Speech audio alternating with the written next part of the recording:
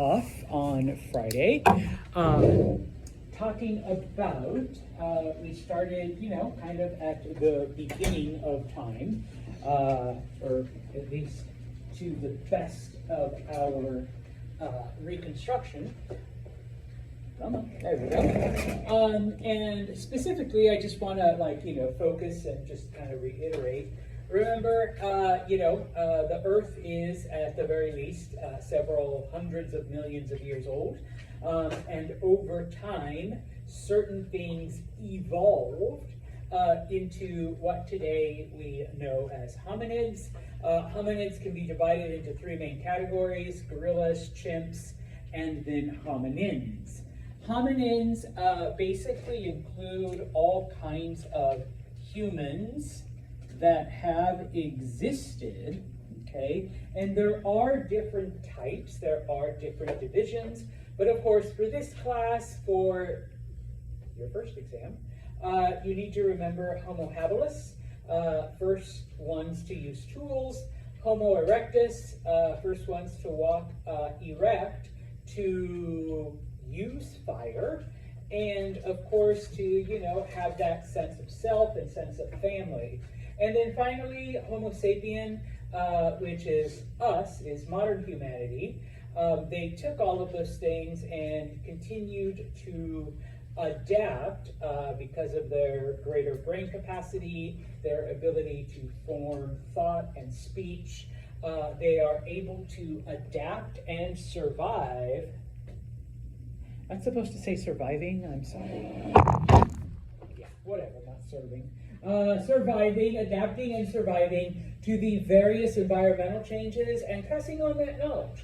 Okay, remember, we refer to this as evolution or survival of the fittest. Okay, which is why today, all of these other species of hominin are basically gone.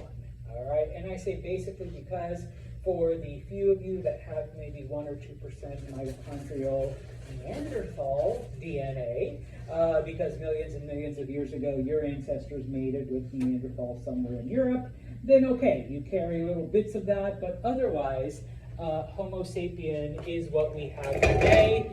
Homo sapien, for hundreds of thousands of years, spent their existence, there we go, hunting and gathering, following the herds of animals that they ate, following the plants that they would gather and eat, until, and this is where we left off, 10,000 BCE, which is about 12,000 years ago. Humans begin to slowly abandon this lifestyle as they discover that we can grow plants on purpose, and they will be here for us to use, as opposed to having to follow them from place to place. And yes, they also discover that they can do the same thing with animals. All right, you have a boy animal and a girl animal, and they make little baby animals, and now they stay with us. And so we don't have to follow them. We can, you're hungry, you kill this one, and there you go. Okay? Now, obviously, it doesn't happen overnight, and there are, once again, there are, of course, things that precipitate this change. Okay? And of course, the first thing is the fact that we are exiting the last ice age.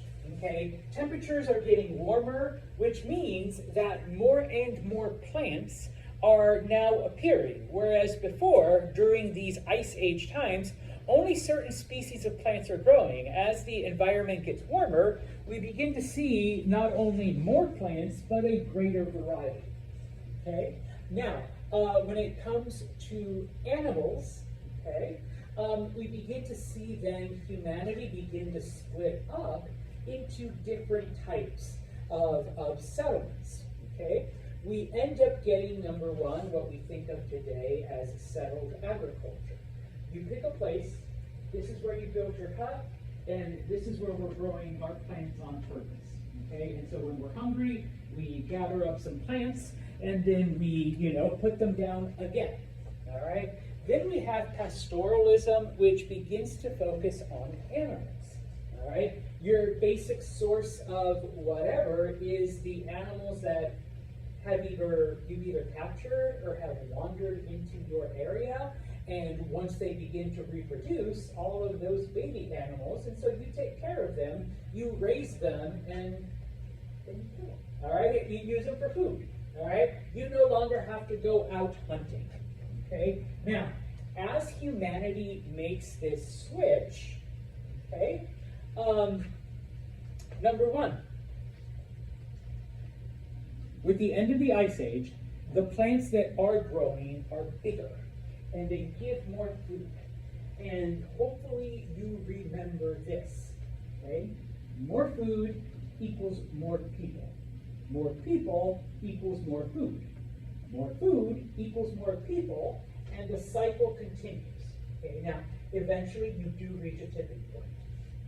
But that's about 10,000 years away. Okay, for now, you know, you have this small group of humans, they're producing food, they're not starving to death, so that means, you know, their descendants are increasing, they're producing even more food, they're not starving to death, so, you know, more humans, all right, are increasing, okay? Now, once again, humans begin to figure out that they don't have to follow these plants all of the time because there is so much food that they can preserve it for later, okay? And of course, they begin to learn that these little seeds that come out of our carrots and our potatoes and our apples and all of this stuff, we can plant them in the ground and grow them on purpose, all right? Now, this doesn't just apply to plants, but also to animals. Now, please don't go there, all right? But the first animal domesticated is the dog, all right? It's not for food, okay? Why would humanity domesticate the dog? What purpose can they serve? Protection. Number one, protection, yes, okay? There's still, I don't know, saber-toothed tigers and mammoths and other creatures out there, okay? There are enemy tribes, sorry, Amanda, all right? So we need that, that early warning alarm, that protection, okay? What else can dogs do for us? They speak with other animals. Okay, yes, we would say that work. We put them to work so they can herd our animals, okay? They can hunt for us. They can find, you know, the prey and flush it out, okay? Some dogs are used as like pack animals. You know, they can pull sleds and things like that. So we use them to work. Jenna? Companionship? Yes, probably the most important. What else do you buy a pug or a chihuahua? All right? They're useless except for companionship. Yes. They keep you company. They give you, you grow up with them. They're your friend. Okay? So yes, those are the first. Now, when it comes to, eating and stuff, it's the wild sheep, at least to the best of our, guess, from the evidence that we have found, and even though it's prehistoric, there's no written records, but then later on, people pass on the stories. Wild sheep, okay? Humans, either by catching them or by tricking them and, like trapping them. Wild sheep, and then of course, like I said, we're all grown-ups, boy sheep, girl sheep, baby sheep, all right? They do their sheep freaky thing. And they just never leave. And there you have them, okay? Now, eventually, okay, besides sheep, okay, the next animal that is domesticated are goats, okay? Same thing, lock them up, have a mate, now you have lots of goats. Cows, all right, and of course, pigs. All right, now, just looking first off at sheep and goats, all right, besides the meat factor, okay, what else are they good for? Clothes. Clothes, how? So the sheep, Yeah. they're furry. It's called wool. Yes, the fur, okay, sheep fur. Yes, the wool. You shave it, you spin it into cloth. And, okay, this is cotton, but pretend it's a wool shirt. And yes, you now have clothing, okay? Sheep's Cows and goats, we could do something else with them too. No. Milk, yes. You milk them and you can drink the milk. You can use milk to make butters and cheeses and creams and like other stuff. Okay? And then of course, yeah, you want meat, you just kill it. All right, and there you have the meat. All right. Now, with cows and pigs, all right, I have never tried milking a pig or like drinking pig milk. I suppose if you're really desperate, you can. Okay. They don't have fur. They don't have wool. All right, but what do we use from them as clothing? Leather, yes. I don't know if yours are real or not.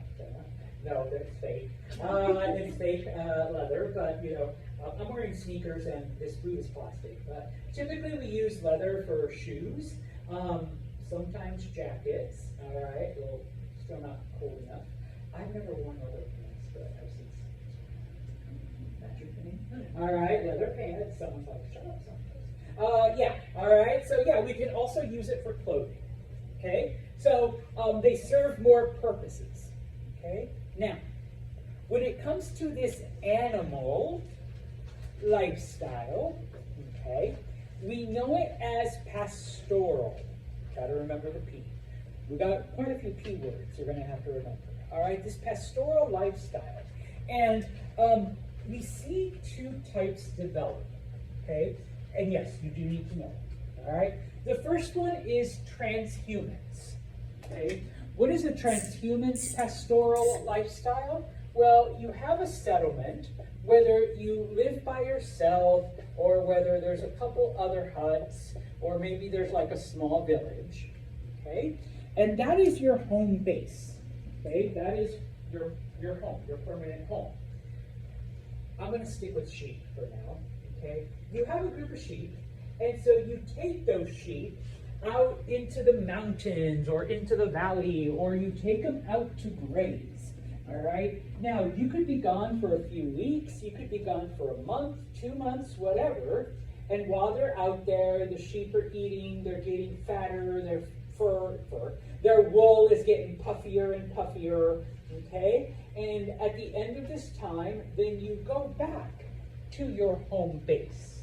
Okay. Now you're ready to do your thing. Okay. You shave them. All right, because you take the wool and you make that into cloth, into fibers, and then from that you can make clothing. Okay, you know, maybe they got pregnant and had babies, and so now you have more sheep, and of course you can start milking, and you collect the milk, and you know, you either drink straight up milk, or you know, you make it into cheese or cream or butter or whatever else. And typically, because you only need like one male, and if there's more males, they'll start fighting each other to mate with the females. You know, you kill some of the male sheep, and that's your meat. You know, and that's what you have for dinner and whatnot. Okay? And so, like I put there, yeah, you use them for meat, you use them for milk, you use them for wool. Okay? Just as a little aside, okay, we do that with goats too. Okay? If you ever see, now obviously wool is from sheep. If you ever see something that says it's made out of cashmere, cashmere is goat. Okay, that's goat hair. All right, so you're wearing something from you're already making a face. I got cashmere sweaters. Yeah, it's made out of goat fur. Okay, I apologize because I know some of you keep them as pets. I've had students that are like Santos. If you see something and it says it's made out of Angora, Angora is rabbit fur, rabbit hair. Okay, you're already over. You don't need to kill them to get it. Okay, you don't, but some people are like, you shaved the poor bunny. You don't have to kill the sheep either, but I don't know, the thought of shaving bunnies and leaving them bald for some reason freaks people out. All right. Please don't hate me. I have a couple pair of Angora socks. They are some of the softest and warmest. Okay, the only thing better is alpaca socks. We don't have alpaca socks. I recommend them for the winter. Okay, but yeah. All right. Now, obviously, for pigs and cows, it's not right. Okay, bless you. All right. Now, moving on. Okay. The other type of pastoralism is what we call nomadic. All right. Now, they have no fixed home. All right. They just wander. They kept that hunter-gatherer lifestyle, except they are like just following their herds of animals. Okay, so their animals go this way, they follow them.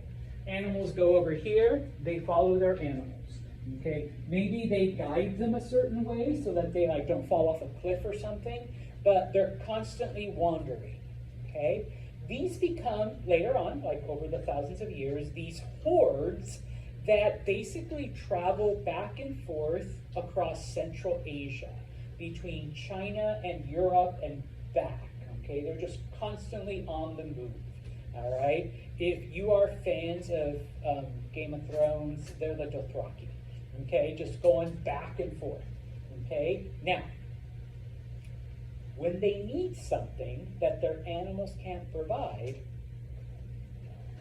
they go to the local village that they passed along the way, they burn it down, they plunder, they pillage, they steal, they kidnap the babies and take them as slaves, and then they run.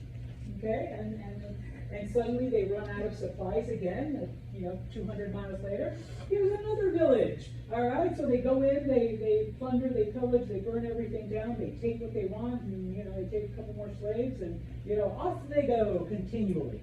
Okay, these are those tribes. All right, now because they're constantly moving and constantly raiding, they're the first to domesticate the horse, because they ride those horses, they follow their animals, and then of course they ride into the village, and you poor villager, you don't have horses, you don't have anything, so they just come through, burn down, take what they want, and move on.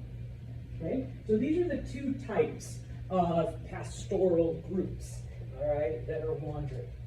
Okay, now, when it comes to agriculture, farming, it completely changes humanity. Okay, the first place where it happens is in the area that we call the Fertile Crescent. The general name for the area is Mesopotamia. And yes, I am going to ask you, where is Mesopotamia? Modern day Iraq.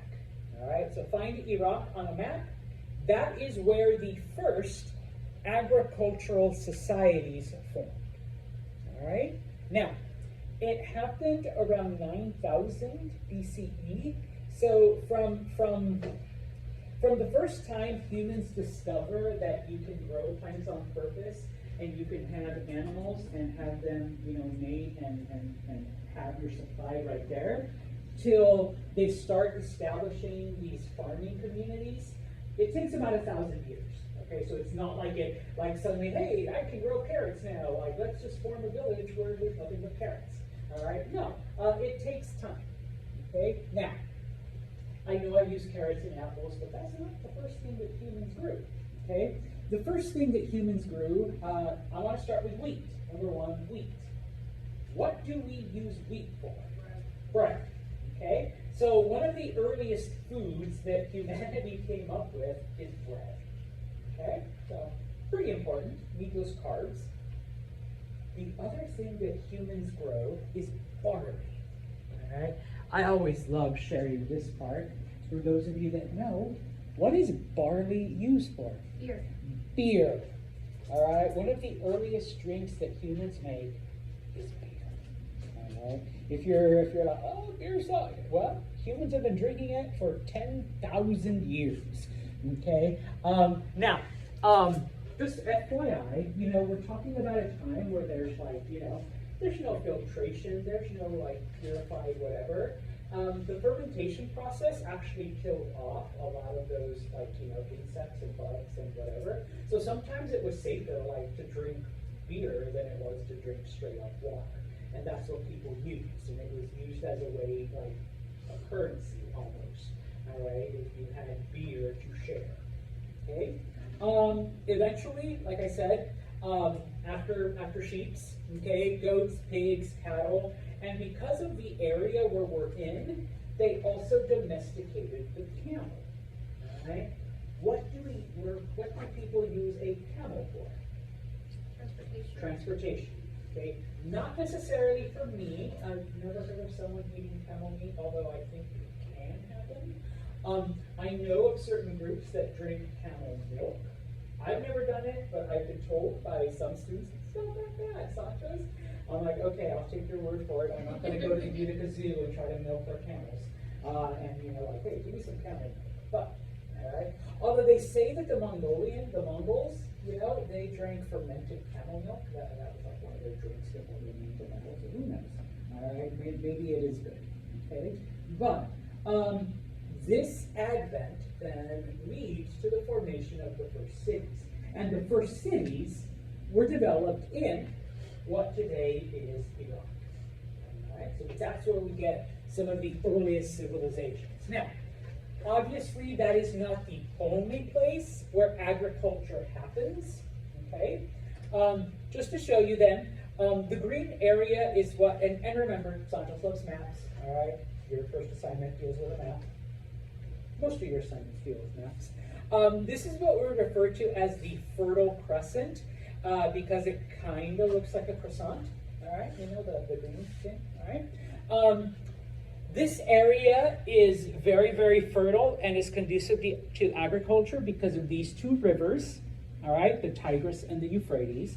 Now, some of you might say, wait, but why is this included? There is literally no river there. The area that is today Israel, Palestine, Lebanon, it gets its moisture from the Mediterranean. Basically, low pressure system sucks in moisture from the sea, and then it kind of drops it here as dew. D-E-W, all right? The moisture that you see in the mornings, you know, that's dew, and that's what keeps the soil fertile. And so that entire area, 10,000 years ago, okay, was literally where agriculture begins because of the fertility of the land, all right? Now, it is not the only place, all right? And you don't need to write all of these down, but just so that you know, and this is Mr. Santos nerding out, because, you know, despite all the shit that humans do, every now and then we manage some pretty cool things. And the fact that all of this happened in different parts of the planet without, like, you know, instant messaging or DMs or anything like that, the fact that humans in different parts of the world figured these things out almost individually is, to me, quite fascinating. All right, and one of those things that makes you go, oh, all right, not bad. In Africa, in the Sudan, we see the development of agriculture. All right, about 3,000 years after Mesopotamia, in Egypt, along the Nile River. All right, we see some of the first inklings of agriculture. Almost around the same time in China. Oh, and let me back up. Egypt was basically the same as Mesopotamia, wheat and barley. Okay, the Egyptians made bread, the Egyptians drank beer. Okay, in China, around 7,000 BCE, we see the advent of agriculture. But because it's like way on the other side of the planet, okay, we don't see wheat, we don't see barley, we see millet. Millet is a type of wheat-like substance that can also be used to make bread. Okay, do I need to explain rice? Rice, all right. What the stuff you get from, you know, wherever. Okay, so rice is the staple crop. Okay, we're going to look at India as well. Okay. And it's interesting because India and China are like far away from each other and they're separated by these giant mountain ranges, but yet somehow at the same time, they both develop agriculture, completely independent of each other, all right? Also around 7,000 BCE. In addition, in the New World, in the Americas, Mexico and Peru, in Mexico, predominantly corn, all right? In Peru, they actually developed the potato, you know, so it's not like wheat and stuff like that, but it's still a carb, I suppose. You know, corn and potatoes and stuff like that, so the basic structures, okay? We are going to look at these civilizations in chapter 2. Like I said, I throw up a couple of maps here, where basically, you know, the areas that we're going to be studying, the different things that grow, and basically from there, it spreads out into other places, okay? Mexico, in addition to corn, you also get beans and squash and pumpkin, all right? We are going into pumpkin spice season, so my ancestors say, you're welcome. white people. I know y'all love your pumpkin spice lattes.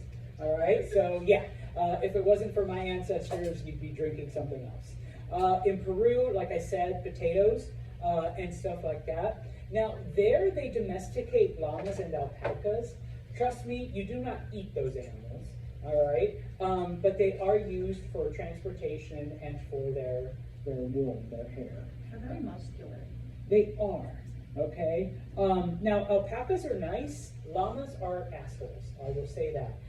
I lived in South America, and I have been the recipient of alpaca spit. They will spit, not alpaca, llama. Llamas will spit at you, like, for no reason. And yes, I've been hit by llama spit, just quite a bit. Yeah, it's not fun, all right? One of the most interesting things to me is in China, they were the first to domesticate cooked chicken. If you can truly domesticate a chicken. Yes, I am a survivor of a chicken attack. I was attacked by a chicken. They will go after you. They're not as mean as geese. But what do chickens provide? Eggs, whoever said that, yes. All right, besides, like I was gonna say, besides fried chicken. Eggs, number one, you can continue having those. Feathers. Yes, what do we do with the feathers? Arrows. Arrows, weapons, or writing, or I guess if you're desperate enough, pillows and mattresses and stuff like that. Decoration. Decoration. And yes, decorative. Okay, so very good. So, you know, we're not just talking about, you know, hey, let's have some fried chicken and their eggs tonight, type of thing. Okay, so I've got like 3 more slides. Okay, the first society we're going to look at is this one, the society that develops in Iraq. Then we're going to look at the society that develops in Egypt. Okay, then we're going to look at the society that develops in India, and then we're going to look at the society that develops in China. Okay, now some of you are like, DeSantos, like you had like all of these other places. Yeah, unfortunately we can't go through all of them. This is just a 101 class. We only have, well, now 13 weeks. You know, it's just the nature of the beast. Okay, now things happen in other parts of the planet.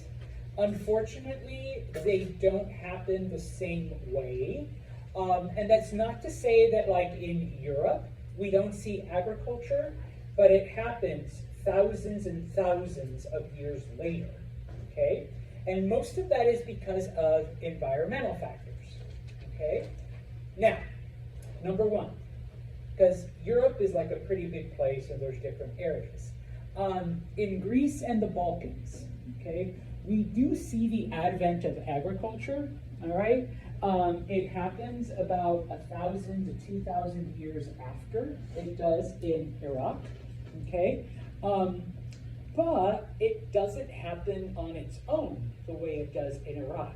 Basically what happened is people who traveled from the Fertile Crescent somehow end up in Southern Europe, in Greece and the Balkans, and bring that knowledge, okay, to them. They're like, yeah, I know you guys love to go out and hunt those goats that are climbing the mountain, but guess what? If you can capture a few of them and let them mate, you're gonna have a supply of goats and you never have to go hunting again, okay? Oh, and by the way, you can use the goat hair to make clothes, and you can milk the goat, and you can drink their milk, and it provides all kinds of nutrients, and if you make butter and cheese, you know, you got all kinds of stuff that you can then eat from the goat milk. Oh, and here, you know, let's teach you how to plant wheat and how to plant a couple of other things. Now, the environment in Greece and the Balkans is kind of mountainy and hilly, so it's not the same as in Iraq. So it's not as productive, but, you know, it's something. It gets the area started, okay?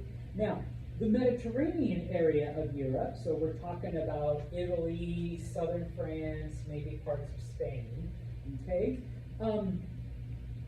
We're not sure how they came across some of this knowledge. Some of it might have been, you know, they kind of figured it out on their own, but more than likely, because once again, nobody left behind a record, nobody wrote it down and said, today I took a boat and I ended up in this like boot-shaped land, all right? And, you know, I taught the people how to grow stuff, All right. We think that people traveled either from Egypt or from the coasts of the Fertile Crescent. Let me back up, I promise. You know, from those areas, okay? And somehow ended up either in like southern Italy, southern France, and once they got there, they're like, hey, you guys are doing it all wrong, you know, Bob, capture some wild sheep and goats, put them in the pen, boy sheep, girl sheep, baby sheep, you gotta endless supply of meat, wool, cheese, milk, all of that stuff, okay? And so, you know, because the environment, especially in areas like France and Spain, is a little bit more fertile than parts of Italy or, you know, definitely Greece and the Balkans, you know, they're able to show them how to grow wheat, how to grow all those other things, all right? When it comes to the area called Anatolia, which is modern day Turkey, kind of the same thing. I promise I'll come back. I just need to show you the map. Okay, here's Turkey. Okay, the people from here literally traveled the river and ended up there. Okay, and brought them the knowledge.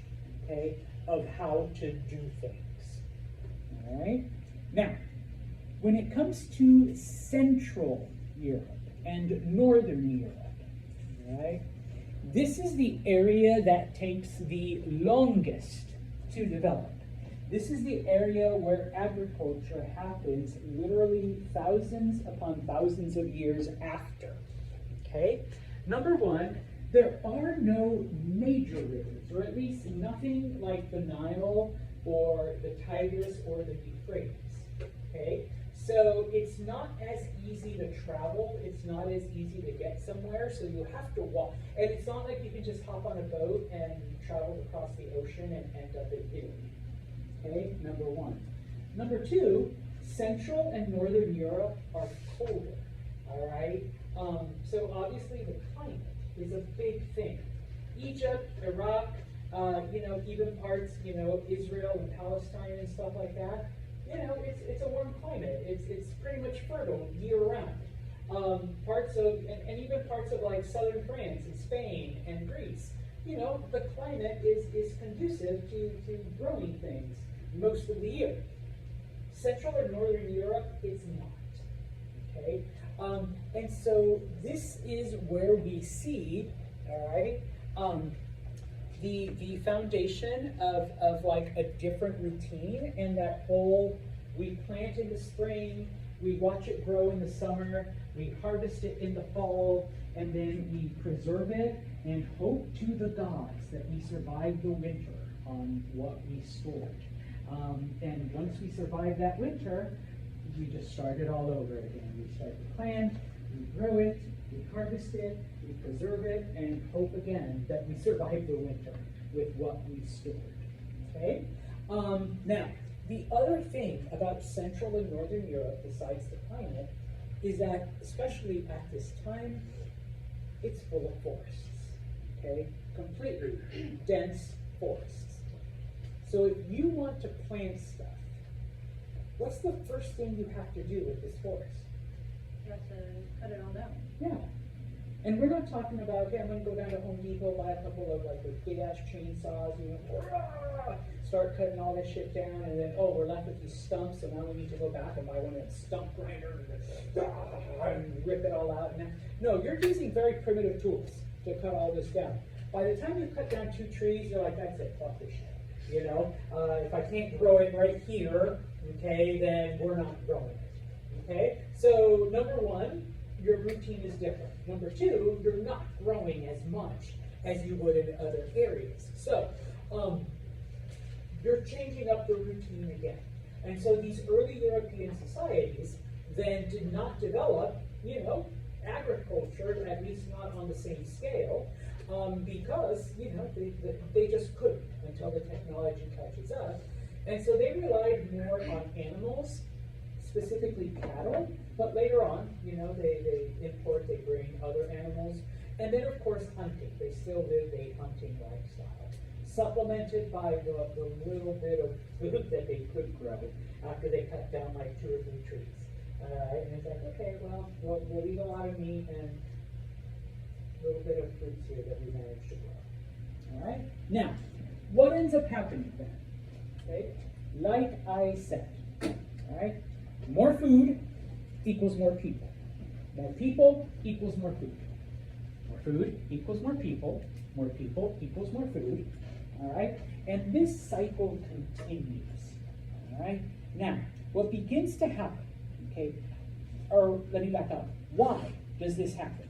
Well, number one, now that we have an abundance of food, people aren't starving to death, okay? Your child isn't dying at 3 years old because you didn't have enough food to feed it. Or you had to choose, sorry, between your 3 children, which one's gonna survive, okay? Sorry, no food for you, no food for you. Yeah, you get all the food, so you get to live to teenagehood, and then you die of something else. All right, like type of thing. So more people are surviving because people aren't starving to death. All right. And because you have your herd of animals, you don't have to go out and hunt them anymore and risk being gored to death by a buffalo. All right. You have your sheep right here that you can just safely go slice it up, and there you got dinner. Okay. So what ends up happening then is you have this food surplus, so that the bad farmers, the people that cannot grow, pardon my Greek shit, okay? Sorry, Sage, you're going to be the bad farmer, okay? Cannot grow anything. But that's okay, because there is enough food to feed everyone. And so Sage suddenly realizes that he is really good at making baskets. So, Mr. Santos is the local carrot farmer. I'm just using carrots for whatever reason. And I realized, like, damn, Sage, those are some pretty interesting things that you can carry stuff in.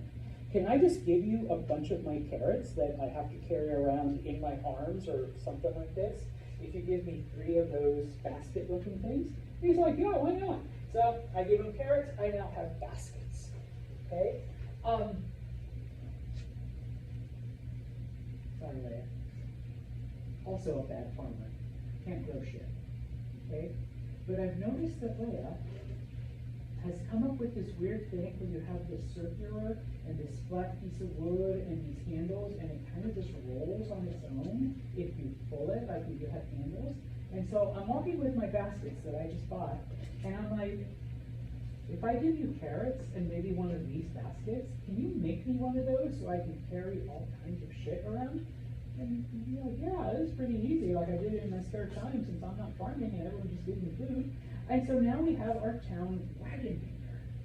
Okay? And so suddenly people are going for wagons. All right? Sorry, Audrey, yours is the only name I remember. Audrey is also a really shitty farmer. Cannot grow food. You're like, you're right, and I kill a cactus. All right, type of thing. But I see Audrey sitting there drawing stuff, and I'm like, wow, that's like really interesting. That's really, really pretty. If I can get Sage to give you some baskets and Leia to make you one of these wagons, and if I give you some of my carrots, can you like give me those things and I can make my hut really, really pretty? And I'll be like, sure, why not? I mean, I can't just sit here and do this all day. Yeah, I'll throw a couple in there for you. We now see the developments of a complex society, okay? Because those people that don't farm can now start doing other things. They can create art. They can create crafts and devices that help us, all right, advance as a culture, okay? So now we're starting to progress for reals, all right? Now that we have this abundance of food, okay? Dude, you 3 in the back, you're like tall and I can tell you're jacked and ripped, all right? I don't know if you're like farmers or not, but we need you guys to scare off the enemy tribes, and also when like those weird animals decide to attack us. So, you guys aren't gonna farm, all right? We're gonna get our tool maker to make these really long sticks with pointy edges. You guys are in charge of making sure that the wild animals don't attack us, and that when there's an enemy tribe trying to raid, those horseback raiders from Central Asia, you guys are it. Okay, we'll make sure you have all the food you need. You guys are like, yeah, hell yeah. And so yes, we develop now a warrior class, a warrior society. They're not farming, they're protecting us. Okay? He's making sure they have baskets, if they need wagons to carry stuff, if they need food. Okay, I don't know if you guys want cute paintings for your huts, but if you want to, why not? All right, type of thing. And of course, we have our tool maker, all right, also a back farmer. I want to say Rory, right? Also a back farmer. But Rory knows how to work with wood to make spears and knows how to make, little metal tips on those spears. So we have our weapon maker, all right, type of thing. While the rest of us farm, and so suddenly this village, gets bigger and bigger. All right, it grows into towns and then it grows into cities. And as we get more people, okay, I'm not a fan of religion, so we end up with the people that really literally cannot do shit, like not even make things. I speak for the gods. Yeah, if you give me money and food, the gods will protect us. All right, so we see the advent of religion. Now that we have lots of people, now that we have different people doing different things, who's going to make the rules for society? Who's going to enforce the rules? Who's going to make sure that everything is in check? So we begin to see the developments of some of the earliest forms of government. Okay? So, now once again, didn't happen overnight. This is over a period of like 10,000 years where humanity begins to do all of this. And we see then the development of, these societies, which never would have happened, okay, under the whole hunter-gatherer thing. All right? I'm going to stop right there, but before I do, it's Santos. You're going to love me, okay? I mentioned goat milk, all right? If you are interested in trying it, it's at Walmart, all right? Specifically the North Utica one, all right? So if you want to drink goat milk,